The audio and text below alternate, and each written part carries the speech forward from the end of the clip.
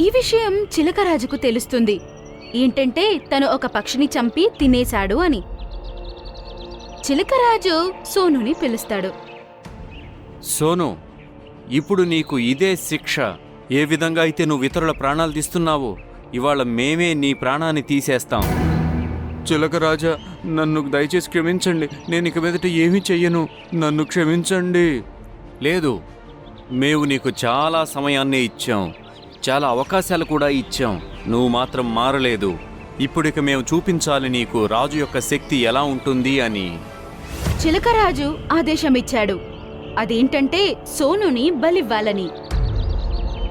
అక్కడికి మోనుగద్ద వచ్చింది మరియు సోనుగద్ద చోటు తనొచ్చి నించుంటాడు.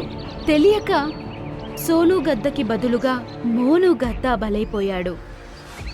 మరియు సోనుకి ఆశ్చర్యమైపోతుంది, తనకు ఎందుకేం కాలేదు అని. తను సరిగ్గా చూశాడు. అప్పుడు తన సహోదరు చనిపోయాడు. అక్కడ మోనుగద్దని బలిచ్చారు. సోనుగద్ద చాలా ఏడుస్తుంది.